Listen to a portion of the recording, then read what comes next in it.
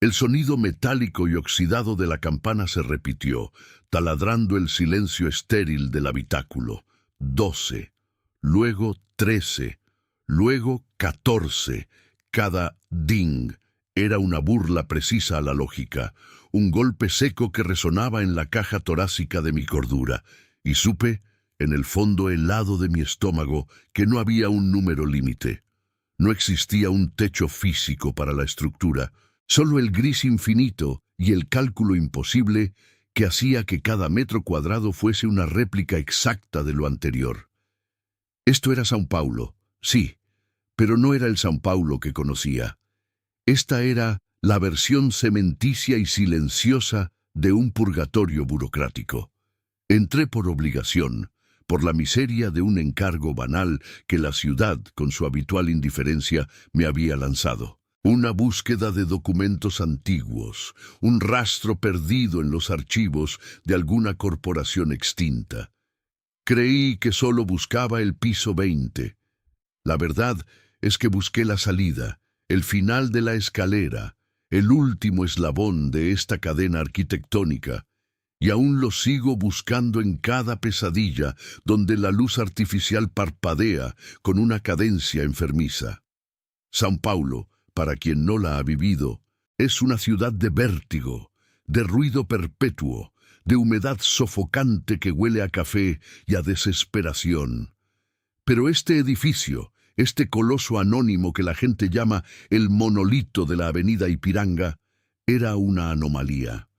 Se alzaba como una herida abierta en el cielo, un bloque de hormigón crudo y sin pintar, de un tono gris que parecía absorber la luz en lugar de reflejarla. No era antiguo en el sentido histórico, sino en el sentido de haber sido olvidado antes de ser terminado, condenado a una existencia inacabada. Sus ventanas, pequeñas y rectangulares, eran como ojos ciegos mirando la megalópolis. El ascensor, cuya puerta chirrió al abrirse, era de una lentitud ceremoniosa. No había espejos, solo acero cepillado y frío. Presioné el botón que indicaba el piso 27. La pequeña pantalla digital, cubierta por una pátina amarillenta, mostró la progresión. 25, 26, 27. La puerta se deslizó. Salí. El pasillo era largo, cubierto de una moqueta gris que amortiguaba el sonido de mis pasos hasta hacerlo casi imperceptible. El techo, bajo para un edificio moderno, ocultaba la iluminación fluorescente detrás de paneles sucios. Había un tenue olor a ozono y a polvo viejo, ese aroma metálico de la inactividad prolongada. Busqué la oficina que me habían indicado. No la encontré. En su lugar, había una fila de puertas de madera oscura, todas idénticas, todas con una placa de latón vacía. Confundido, revisé la placa de la pared que indicaba el número del piso. 27. Pensé en un error de mapa o que la numeración interna era caótica, algo común en edificios abandonados a medias. Volví al ascensor. Presioné 27 de nuevo, pensando que tal vez la cabina se había detenido un poco más arriba o más abajo por un fallo eléctrico. Sentí un leve cosquilleo en la nuca. La idea era absurda, pero la ansiedad ya había comenzado a picar. Salí. Era exactamente el mismo pasillo, la misma mancha de humedad con la forma de un continente roto, justo encima de la puerta con la chapa de latón más cercana al ascensor, las mismas 12 luminarias rectangulares empotradas, el mismo silencio opresivo. Mi respiración se aceleró. Intenté racionalizarlo. La arquitectura de edificios corporativos se basa en la repetición. Todos los pisos se parecen, pero la mancha de humedad, esa mancha era demasiado específica, demasiado idéntica a la que acababa de ver hacía menos de 3 minutos. Presioné el botón número 50. Si esto era un problema de bucle en el ascensor, quizás saltar muchas plantas lo resetearía. Subí. La cabina ascendió sin esfuerzo, como si el peso de la gravedad no la afectara. 50. Ding.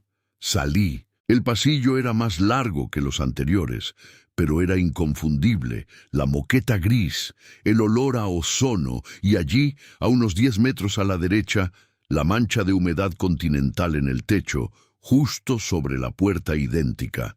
El problema ya no era un error de diseño, era una trampa física que desafiaba la geometría euclidiana y con ella mi entendimiento del mundo. Me di cuenta de que no había subido.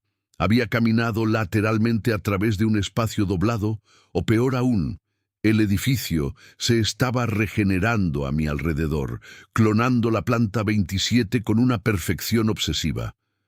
El terror se instaló no como un grito, sino como una frialdad incapacitante. Decidí que la única forma de verificarlo era marcar el espacio. Saqué una llave del bolsillo y, con un esfuerzo físico considerable, rayé una pequeña, pero profunda X en el marco de la puerta más cercana. Regresé al ascensor. Esta vez fui al piso 10. Salí. El aire era ligeramente más frío aquí. El pasillo parecía aún más largo, pero el patrón era el mismo. Caminé rápidamente hacia el marco de la puerta cerca del ascensor. No había ninguna marca. Bien, el piso 10 era realmente el piso 10. Volví al ascensor. Presioné 27 por cuarta vez. El ascenso fue instantáneo, casi sin sensación de movimiento. Salí. La alfombra, la mancha de humedad. Y allí, en el marco de la puerta, estaba la X que yo había grabado. La superficie de la madera oscura estaba desprendida, mostrando la veta clara debajo. Ahora, la ecuación se complicaba y la tensión se multiplicaba. Si hubiera bajado al 10 y luego vuelto a subir al 27, la marca debía seguir allí. Pero, ¿y si yo no era la misma persona que había salido del ascensor la primera vez? ¿Y si la repetición no era solo del espacio, sino de mi propio instante de conciencia? Este pensamiento me hizo sudar frío. Lo que más me aterrorizó, y lo que mantiene activa la ansiedad de mi memoria, no fue la repetición en sí, sino la falta de suciedad. Un edificio tan grande, presumiblemente vacío o semi-abandonado, debería acumular capas de polvo, telas de araña, la huella inevitable del tiempo. Pero estos pasillos estaban inmaculados, mantenidos en un estado de suspensión perfecta, como si el tiempo se negara a dejar rastro en este lugar. Era una limpieza inhumana, quirúrgica. ¿Y dónde estaban los demás? Nunca vi un rostro, nunca escuché una voz. A lo largo de la extensión de los pasillos idénticos, a veces veía la huella de una bota en la moqueta, idéntica a la mía. Siempre una sola pisada, como si la persona que la dejó también hubiera desaparecido al instante de pisar. Decidí abandonar el ascensor y tomar las escaleras de emergencia, el plan de contingencia del hombre racional atrapado en un escenario irracional. La puerta de la escalera era pesada y se abrió con un gemido grave. El pozo de escalera era una espiral de cemento crudo, iluminado por una luz escasa y amarilla. Comencé a subir. Conté. Quería saber cuántos pisos reales tenía el monolito. Conté las vueltas, las puertas de acceso, los números pintados con plantillas en el muro, 31, 32, 33. Al llegar al que calculé que era el piso 35, me detuve para beber agua. Dejé la botella vacía en el pequeño rellano de cemento. Luego seguí subiendo. 42, 43. Abrí la puerta del piso que marcaba el 45. Salí, y allí estaba. La alfombra gris, el olor a ozono, y sobre la puerta más cercana, la mancha de humedad en forma de continente roto. Mi corazón se hundió. Corrí de vuelta a las escaleras. Bajé a toda prisa, buscando el rellano donde había dejado la botella de agua. 35. La puerta decía 35. El rellano estaba vacío, no había botella. Miré el número pintado en la pared. 35. Era el número, pero el espacio no era el que yo había dejado. Era el 35 original, o al menos uno que no había sido modificado por mi presencia anterior. El pánico se transformó en una necesidad fría de mapear el imposible. ¿Qué sucedía si iba hacia arriba y hacia abajo? ¿Dónde estaba el punto de ruptura? Pasé las siguientes 4 horas moviéndome metódicamente. Intenté un patrón triangular. Subir 5 pisos por la escalera, caminar el pasillo hasta el final, bajar 2 pisos por el ascensor y repetir. El pasillo final siempre terminaba en una ventana sellada que solo mostraba la misma vista distorsionada de la ciudad, un gris lavado por la polución. Al final de cada pasillo había una puerta marcada como servicio, siempre cerrada con una barra de metal impenetrable. Mis marcas en las paredes de los pisos inferiores, las que deberían ser 10, 11, 12, eran ignoradas o borradas por la arquitectura. Mis marcas en los pisos altos, 60, 70, 80, que el ascensor milagrosamente alcanzaba sin esfuerzo, eran las que persistían, pero de forma fantasma. Si marcaba el piso 75 y luego subía al 80, al volver al 75, la marca estaba allí. Pero si luego bajaba al 65 y volvía a subir, la marca del 75 ya no existía. La conclusión era horrible. Los pisos que yo habitaba eran una membrana delgada de la planta 27, proyectada hacia arriba y hacia abajo. Pero solo mi movimiento ascendente o descendente creaba temporalmente la ilusión de un nuevo espacio. Una vez que me alejaba, el edificio se reabsorbía, el patrón se reafirmaba, y yo quedaba de nuevo en el punto de partida de la repetición. Después de incontables horas, la lógica se rompió por completo. No era solo que los pisos fueran iguales. Es que el mismo momento de mi existencia, el momento de mi ingreso a esa maldita trampa, se estaba replicando y ajustando a mi alrededor, piso tras piso. Yo estaba atrapado, no en un edificio, sino en un instante congelado de cemento y vidrio. Comencé a hablar en voz alta, para escuchar algo que no fuera el eco seco de mis propios pasos sobre la moqueta silenciosa. Grité insultos al techo. Nadie respondió. La única respuesta era el eco, que se desvanecía inmediatamente, como si el propio espacio se negara a retener la vibración del sonido. Llegué al punto en el que el ascensor marcaba 99. El último botón. Si había un techo, tenía que estar aquí. Salí del ascensor. El pasillo por primera vez no era largo. Era corto. Solo 2 puertas, una a cada lado. Y al final, en lugar de una ventana, había una pared desnuda. Sentí una oleada de esperanza mezclada con pavor. Esto era diferente. Me acerqué a la pared desnuda. Era de cemento pulido, frío al tacto. No había mancha de humedad. No había moqueta. El piso era de baldosas grises y ásperas, diferentes a las inferiores. Y luego lo vi. La gran revelación que unió toda la locura en una comprensión espantosa. No había un letrero que indicara el piso 99. En cambio, en la pared desnuda, grabado con un cincel fino y profundo, había una inscripción. No era arquitectura, era un mensaje. Decía en portugués, aunque con una caligrafía temblorosa que apenas pude descifrar: Ele não repete, ele multiplica o erro.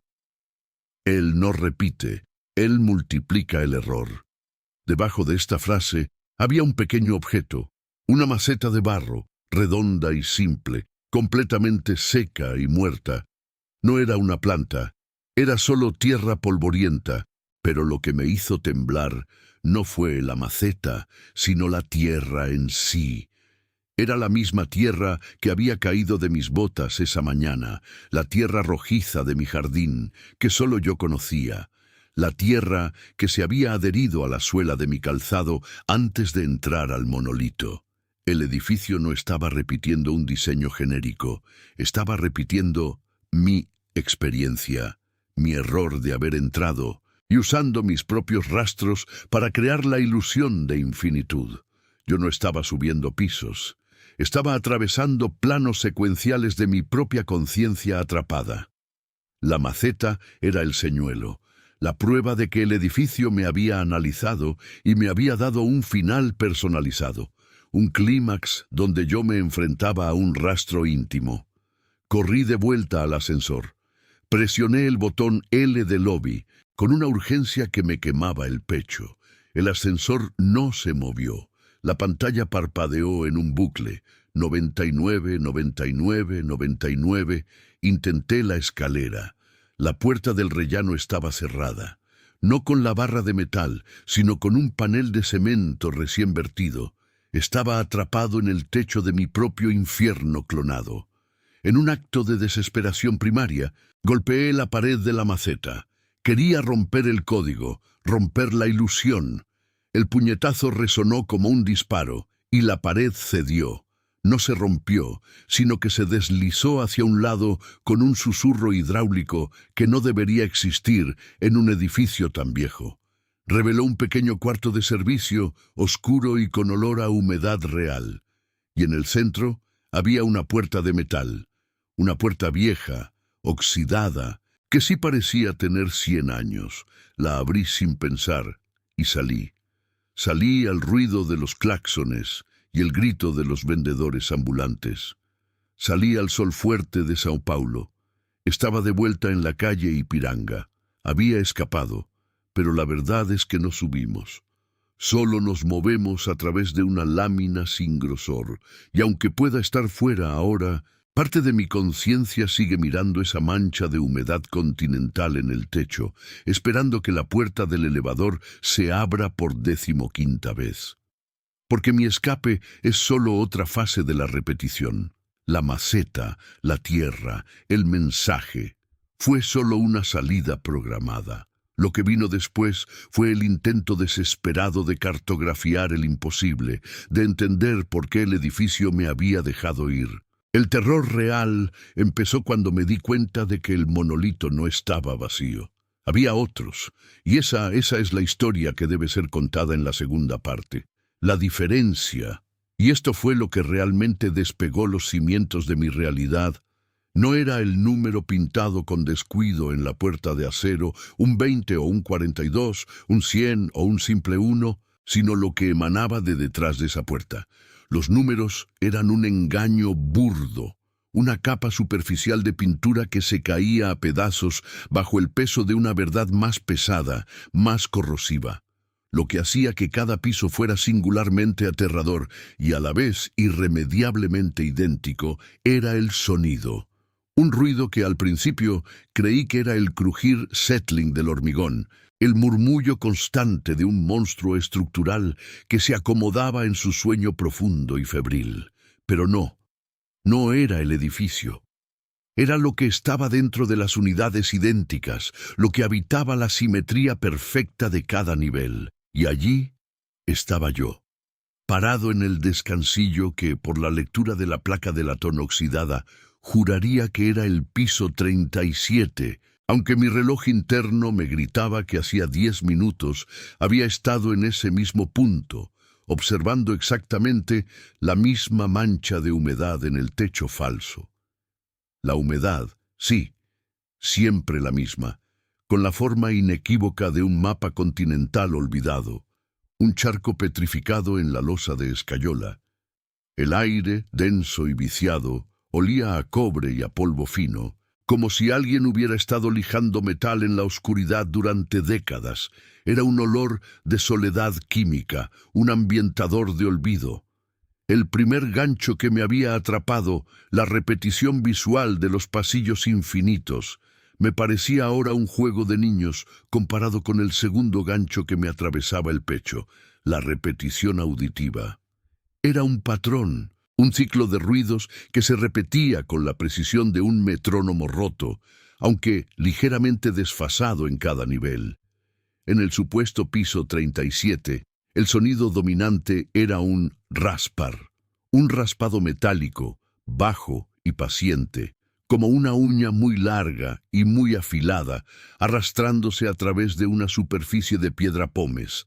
No se movía, No se acercaba ni se alejaba. Simplemente era, constante y sordo, proveniente de la puerta número 3, la única sin mirilla. Cuando subí, o intenté subir, pues el ascensor hacía trampas con los números mostrados, al siguiente nivel discernible, digamos que era el 41, el raspado se había ido. En su lugar había un golpeteo, un thump, thump, thump, rítmico pero irregular, como un corazón gigante luchando por mantener la cadencia mientras moría lentamente. Este golpeteo venía de la puerta del fondo, la que daba a la escalera de emergencia.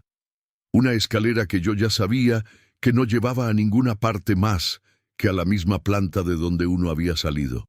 Comencé a notar los sonidos, no solo para mantener mi cordura, sino para intentar mapear este laberinto sónico. Había pisos de silencio absoluto, los peores, pues sentía que la quietud era solo la pausa antes de un grito. Pisos de murmullos ahogados, como si 100 personas estuvieran susurrando bajo el agua. Y ese raspado. El raspado era lo más común, la banda sonora de este infierno de cemento. Este patrón de terror acústico se convirtió en mi conflicto central. ¿Estaban esos sonidos siendo creados por inquilinos o el edificio mismo era un instrumento de tortura? O peor aún, eran los sonidos las únicas cosas vivas en el edificio. Mis piernas dolían de tanto subir y bajar esas escaleras de hormigón vasto, cuyo pasamanos frío de metal me dejaba un sabor a óxido en la palma. Había decidido caminar. El ascensor, ese ataúd vertical con luces parpadeantes, era demasiado arriesgado. Cuando entrabas, el panel de botones parecía un tablero de ajedrez desordenado, con números que se iluminaban al azar y luego se apagaban sin haberte movido un metro. Era como si el edificio estuviera riéndose de la linealidad de mi mente humana. Intenté poner a prueba la repetición de una manera científica. Saqué un marcador permanente negro que llevaba en mi mochila de supervivencia urbana y en el piso 54, según el ascensor, que por supuesto era una mentira, dibujé una espiral simple y gruesa en la pared junto al extintor. Una marca indiscutible, la espiral de la locura. Luego, bajé 2 niveles a pie y subí 3 en el ascensor. Al salir, me encontré de nuevo con un extintor idéntico, una pared gris exactamente igual. No había espiral. Me encogí de hombros, resignado, pensando que simplemente no había regresado al mismo lugar. Repetí la acción. Marqué el nuevo piso, el 61, con la misma espiral. Esta vez, antes de moverme, saqué mi móvil, sin señal, por supuesto, e hice una foto de la marca, asegurándome de incluir la mancha de humedad del techo y la ubicación de las baldosas agrietadas del suelo, los puntos de referencia. Entonces, forcé el ascensor a bajar lo que parecía una cantidad absurda de pisos. El contador bailó del 61 al 12, luego saltó al 30 y finalmente se detuvo en el 48. Cuando las puertas se abrieron, el aire frío me golpeó, y el olor a cobre y polvo se intensificó. Me moví lentamente. Pared gris, extintor, techo con la mancha de humedad en forma de continente. Revisé las baldosas del suelo. Sí, eran las mismas grietas. Respiré hondo, abrí la foto en mi móvil, temblando, y allí estaba, la espiral, negra, gruesa, idéntica. Pero había algo terrible. Yo había dibujado la espiral a la derecha del extintor. La foto de mi móvil lo confirmaba. Pero la espiral en la pared, justo delante de mí, estaba a la izquierda.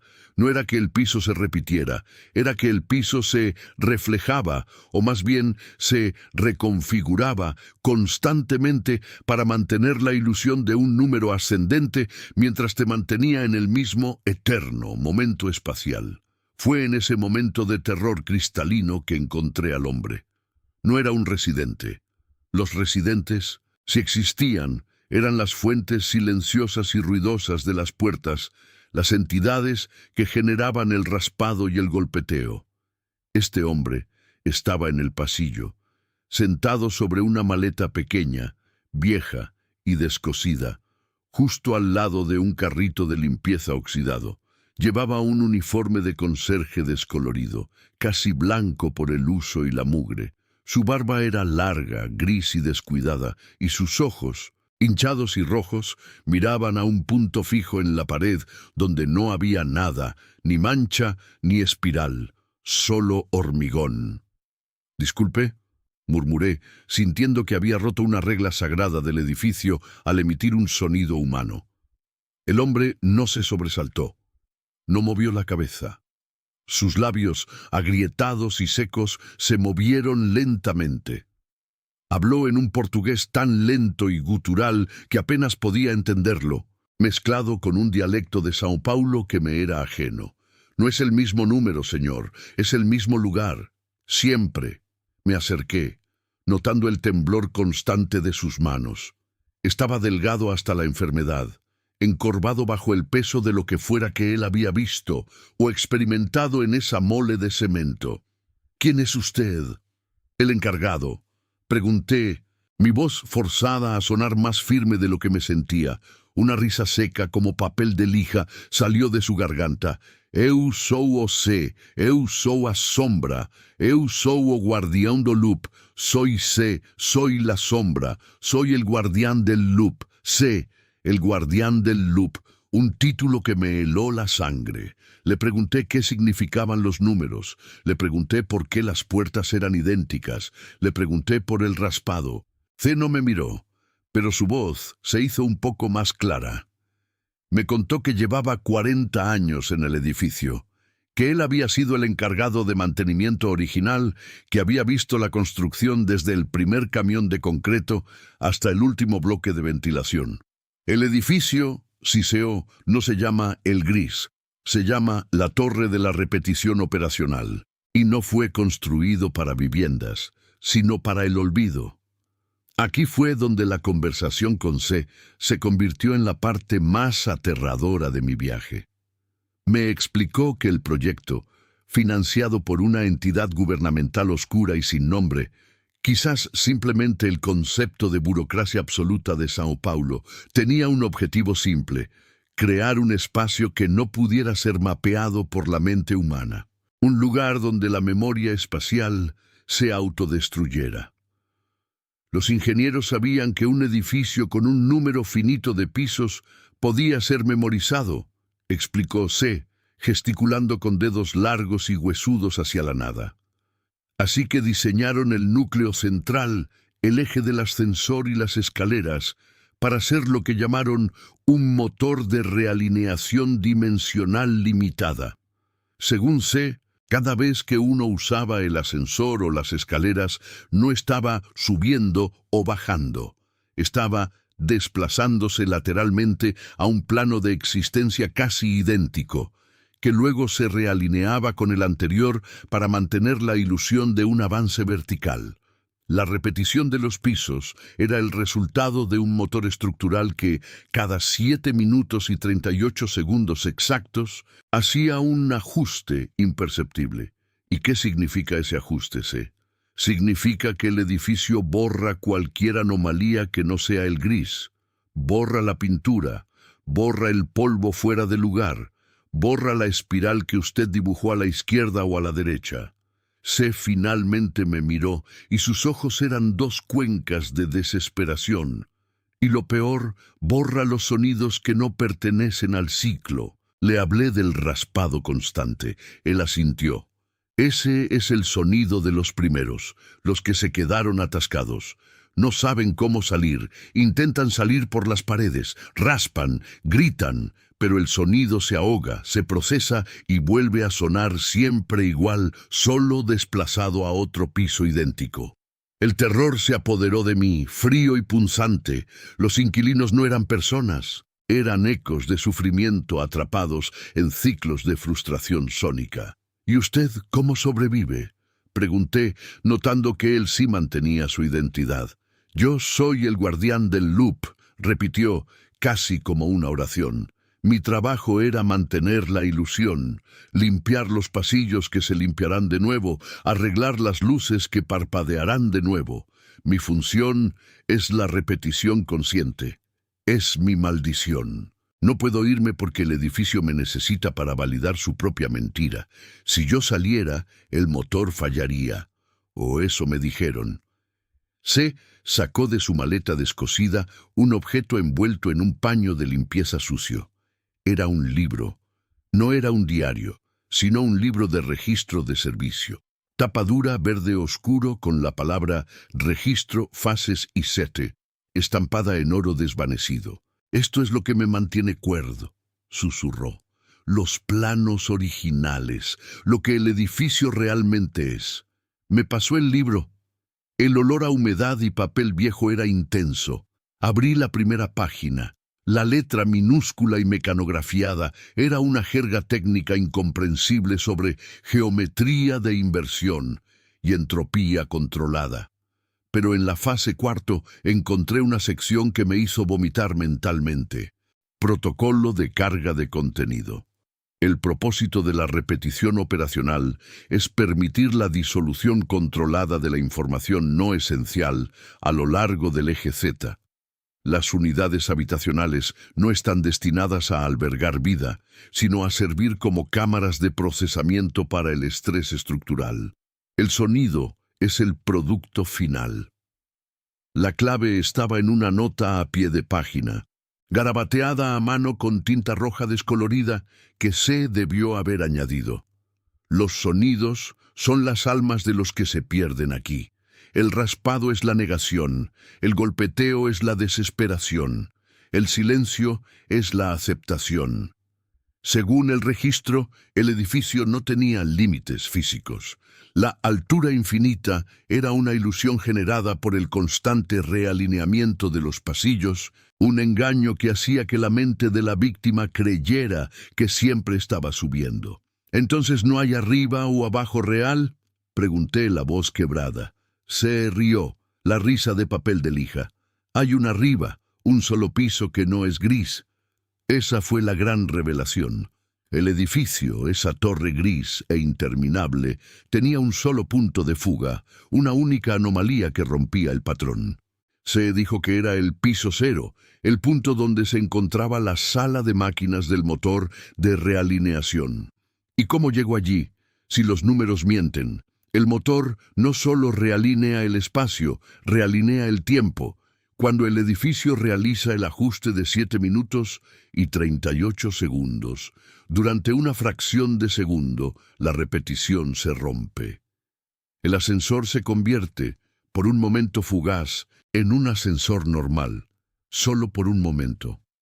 Era un plan de mente. Tenía que subir al ascensor y esperar el momento exacto de la recalibración del edificio para forzar la parada en ese piso cero.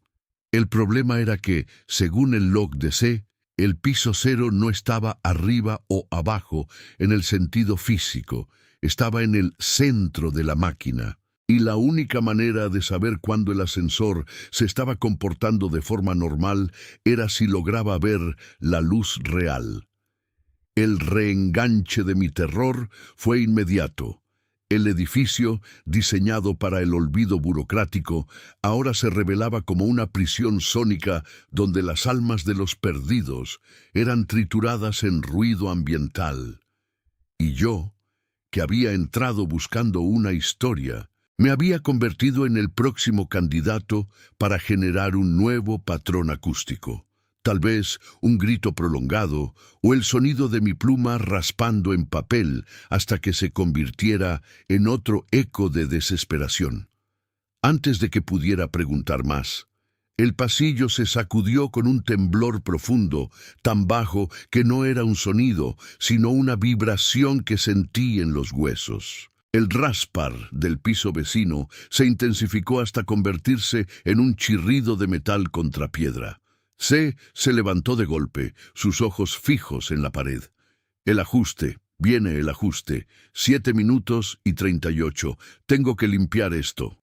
Con una velocidad espantosa para un hombre tan frágil, C comenzó a limpiar obsesivamente un trozo de pared que ya estaba inmaculado. Era su manera de lidiar con la verdad.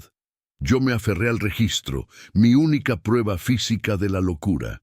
Miré las páginas, sintiendo el peso de la información. El piso 0. El único lugar donde el hormigón gris daba paso a algo más. El lugar donde el motor giraba. «Tenga cuidado, señor», me dijo C sin dejar de fregar. «La máquina necesita un nuevo sonido. No le dé el suyo tan fácilmente». Me di la vuelta. Tenía que volver al ascensor, ese ataúd metálico que me había mentido 1000 veces, y forzarlo a revelar su única verdad. El registro en mi mano era la llave, pero la cerradura solo se abriría durante la brecha de tiempo que el monstruo tardaba en respirar. El riesgo era absoluto. Si fallaba el momento, no solo volvería al mismo pasillo repetitivo, sino que el edificio, consciente de mi intento de fuga, podría castigarme enviándome a una repetición de pisos donde el raspar o el golpeteo se convirtieran en sonidos mucho más personales y cercanos. El terror de ser absorbido por el ciclo auditivo, de convertirme en la fuente del próximo lamento eterno en el pasillo gris, era lo que me impulsaba. No hay tiempo que perder. El temblor se intensifica. La próxima vez que abra las puertas del ascensor, tiene que ser diferente. La próxima parada tiene que ser la final. Necesito entrar en la sala de máquinas. Necesito saber qué sucede cuando el edificio respira. Prepárense. La fase 13, la final, se avecina. Necesito que me sigan mientras busco el piso 0. La verdad de este edificio infinito de São Paulo está a punto de ser revelada. Y temo que sea lo último que vean o escuchen. Sigan de cerca mi relato y presten mucha atención a la hora y a los sonidos, porque la precisión es la única forma de sobrevivir al loop de la repetición operacional. El tiempo corre. El edificio está a punto de ajustarse. El aliento se me escapaba en estertores secos, rasgando el aire viciado que se negaba a circular. Había perdido la cuenta de las horas, de los días y ciertamente de los pisos. El número 1709, grabado con un grafito tembloroso en la pared junto a la puerta idéntica, fue el último registro que mi mente quiso aceptar como verdad. Más allá, la aritmética se había convertido en un insulto personal, una burla cruel perpetrada por la misma arquitectura. El edificio gris de São Paulo ya no era un enigma estructural, era una máquina de desgaste, diseñada para disolver la lógica y, finalmente, el yo. Mi última reserva de agua había desaparecido en el 1700, y ahora el hambre y la sed no eran punzadas agudas, sino un peso sordo que hacía que cada paso fuera una negociación con la inercia. Mis pies arrastraban el peso de un cuerpo que era poco más que huesos tensos y piel cubierta por el polvo fino y omnipresente que emanaba de las paredes. La paranoia, antes un visitante esporádico, se había instalado como una residente permanente, susurrando que cada pasillo que cruzaba no era la continuación, sino el retroceso al piso que acababa de abandonar. El terror escaló cuando entendí la naturaleza de la repetición. No era un patrón perfecto, como una plantilla mal copiada. Era una degradación fractal. En el 1709, el rayo de luz que se filtraba por la pequeña ventana de seguridad estaba ligeramente más atenuado que en el 1708. La mancha de humedad en la esquina opuesta del ascensor se había extendido 1 milímetro. La grieta en el concreto junto a la escalera no era exactamente la misma, era una iteración peor, más cansada.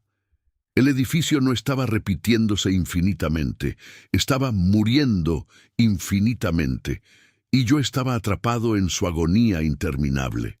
Había llegado al punto de quiebre, el impulso de seguir subiendo o bajando, la esperanza absurda de encontrar un ático, una planta baja, o al menos un cambio en la paleta de grises se había extinguido. Me desplomé en el centro del pasillo del 1709.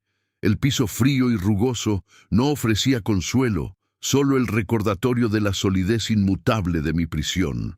Cerré los ojos, tratando de invocar el recuerdo del sol, del ruido de los coches, del clamor de la vida que sabía que estaba a solo unos kilómetros, pero que parecía separada por universos de concreto. Fue entonces cuando lo escuché con absoluta claridad, sin la distracción del movimiento o el pánico de la supervivencia inmediata. El zumbido. No era el sonido de un motor de ascensor o de una ventilación industrial. Era un tono bajo, constante, que vibraba no en el aire, sino en la estructura ósea, resonando en el pecho. Era el sonido que había estado sintiendo desde que crucé el umbral, disfrazado como el ruido de fondo de la gran urbe. Pero ahora, en este silencio perfecto, revelaba su naturaleza.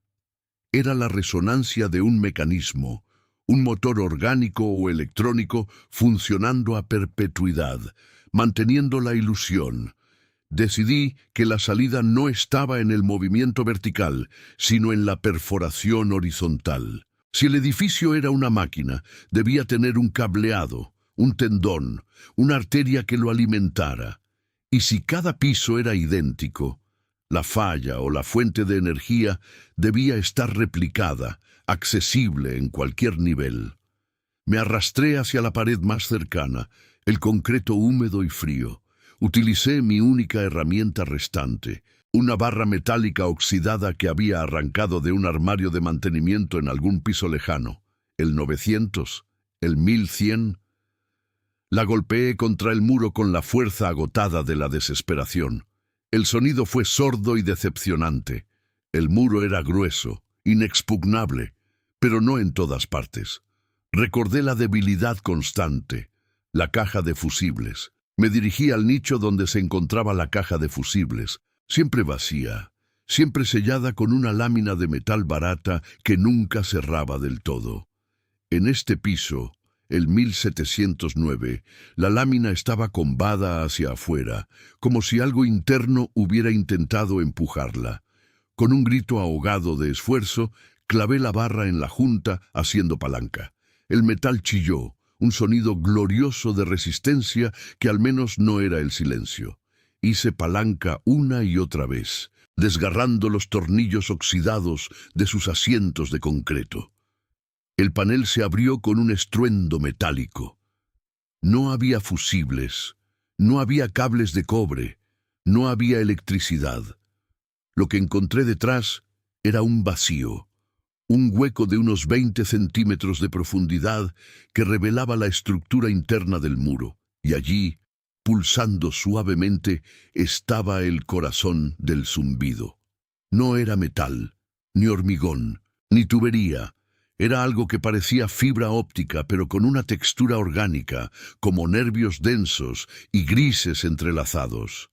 Brillaban con una luz azul muy tenue que apenas combatía la negrura del hueco. Estos cables se fusionaban en el centro del espacio, formando una masa que latía muy lentamente al ritmo del zumbido.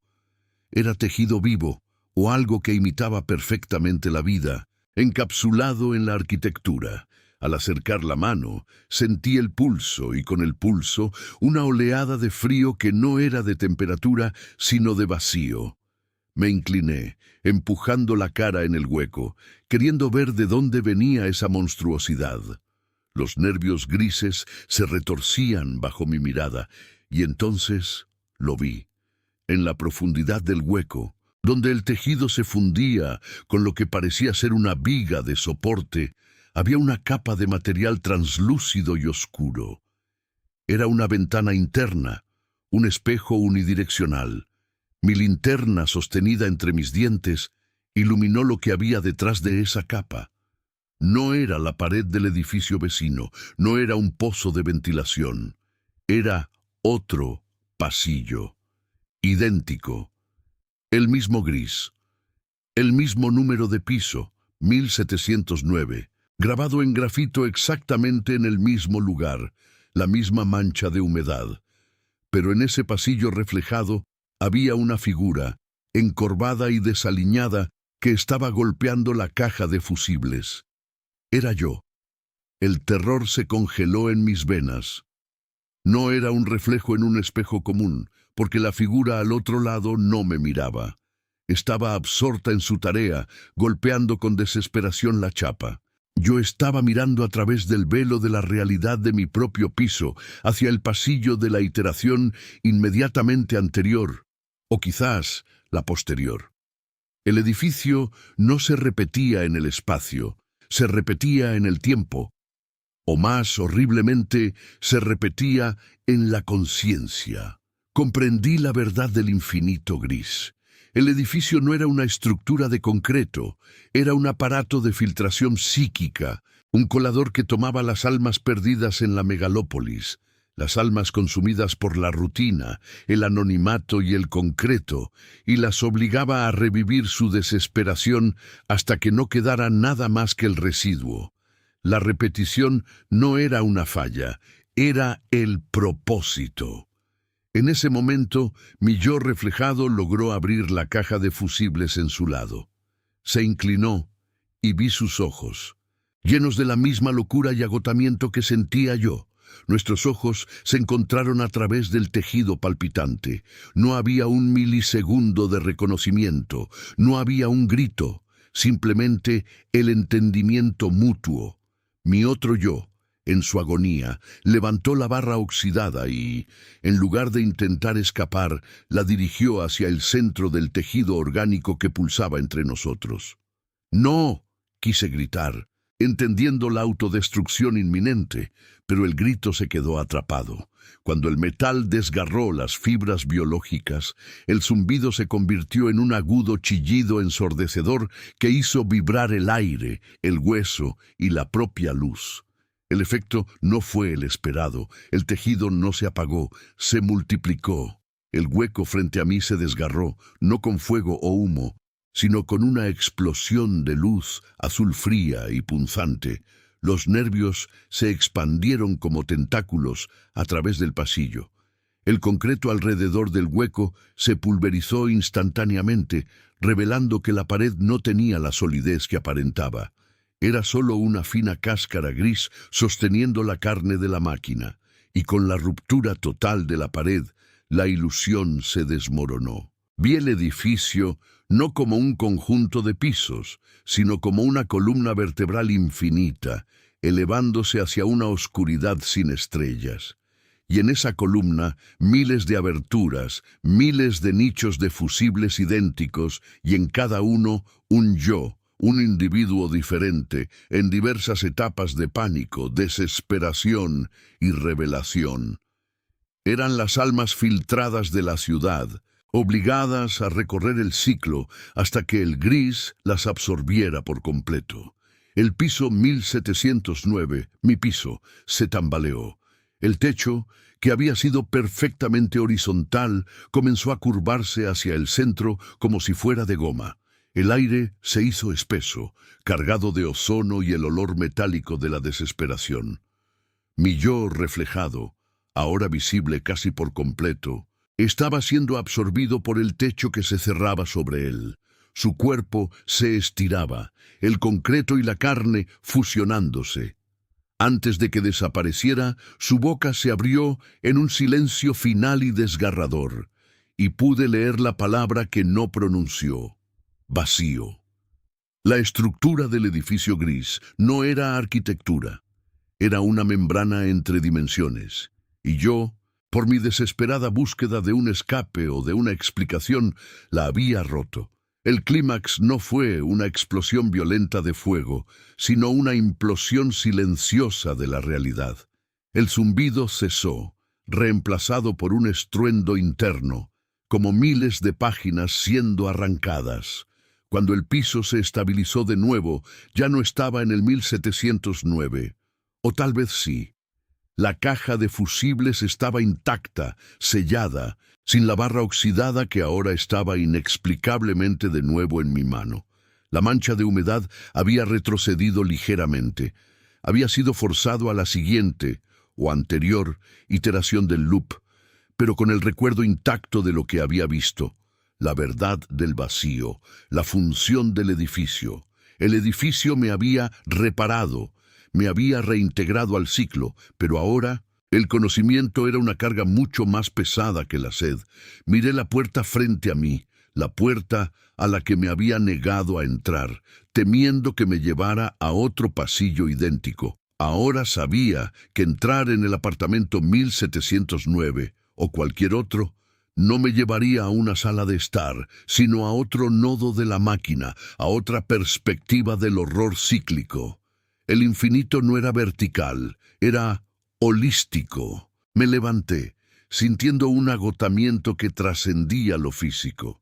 Era la fatiga de saber que el viaje no terminaría nunca, que la vida que había vivido antes de entrar en este purgatorio de concreto ya no existía, o era solo el combustible necesario para la máquina. El gris ahora me parecía un color acogedor, la perfecta repetición, antes una fuente de pánico, era ahora la promesa de la perpetuidad. Si no había escape, si el destino era el vacío o la absorción por la máquina, al menos en la repetición encontraba una forma enfermiza de certeza. Caminé lentamente hacia la escalera. Mis pasos eran suaves, desprovistos de la urgencia de la huida. Ya no subía ni bajaba, solo continuaba. El edificio gris de Sao Paulo, con sus miles de iteraciones de miseria y olvido, no me liberaría. Me había hecho suyo. Y en la oscuridad del pasillo me pregunté si había sido el primero en romper el velo, o si esta revelación era solo otra parte inevitable del ciclo, un momento de lucidez destinado a desvanecerse en el próximo piso, el próximo día, la próxima vida dentro de la máquina. La conciencia del ciclo era la verdadera celda, y el edificio, al cerrarse sobre mí de nuevo, me enseñó su última y más cruel lección. La esperanza es el único elemento que no se repite.